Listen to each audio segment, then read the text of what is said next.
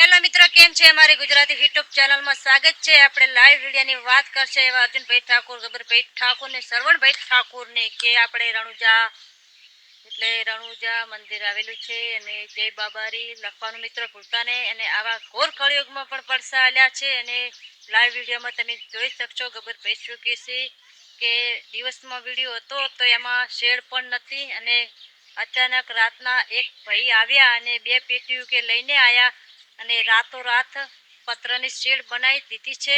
અને જય બાબારી એટલે આવા ગબ્બર ભાઈએ બહુ સારા કામ કર્યા છે અને ભગવાન પણ હાજર છે અને રણુજા વાળો એમને ખૂબ સેવામાં પણ કામ કરે છે. એટલે આવે ને આવે મદદ કરે ગબ્બર ભાઈ અને ભગવાન એમના હાજર છે. એટલે જય બાબારી લખવાનું મિત્રો ભૂલતા નહીં.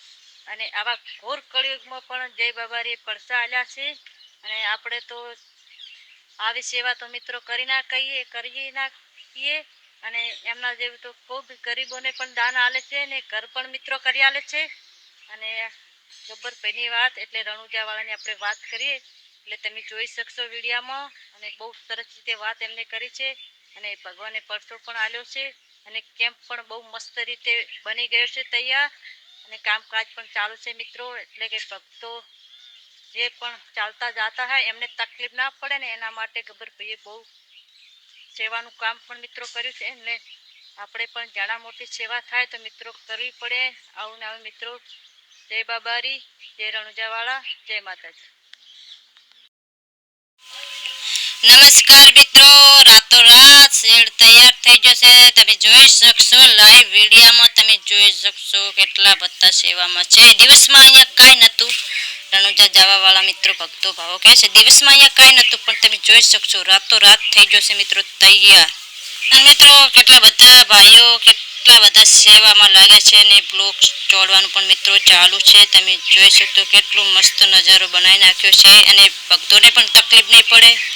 ને ગબ્બરભાઈ બહુ મસ્ત કામ કર્યું છે અને ભગવાને હાજર તમારું સાથ પણ આલ્યો છે. મિત્રો ગઈકાલે કાંઈ હતું જ નહીં પણ પુરાવા આપણે ગબ્બરભાઈ આપશે. તમે જોઈ શકશો. એના પુરાવા હું રોમાપીરની સોગન ખાઈને કહું છું. હું પોતે રણુજા હતો. આપણો કારીગર રાતના 3 વાગે થાચો હતો વેલ્ડિંગ કરવા વાળો. બરાબર. તો એક વ્યક્તિ આવ્યો અને એ વ્યક્તિ 2 પેટી લઈને આવ્યો. બરાબર.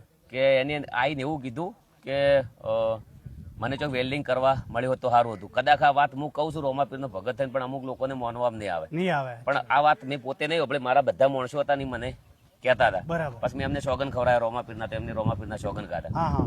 તો એ વ્યક્તિને એવી રીતના શી ખબર હશે કે આ જગ્યા ઉપર વેલ્ડિંગની જરૂર છે. કદાચ એ વ્યક્તિ આવે તો કદાચ થોડા ઘણી કોઈક મદદ કરાવે કોઈ તો દાડે આવે પણ રાતના 3 વાગે એવી તેને શી ખબર હશે કે આ લોકોને વેલ્ડિંગની જરૂર હશે અને આ લોકો થાચા છે. આ હકીકત છે. અને મારા 7-8 માણસોને કીધું આથી પર હું બોલાવું પુરાવો. વેલ્ડિંગ વાળા કેટલા વાગે આવ્યા હતા? 3 વાગે. અને શું લઈને આવ્યા હતા? કોઈ ફોન બોન કરેલો હતો? એની અહીં શું કીધું હતું કે કોઈ થાકી છે અચાનક એને એમ કહી દીધું કે તમે ઉતરી જાઓ કારીગરને કે કે હું આવ હું તમને આપને મદદ.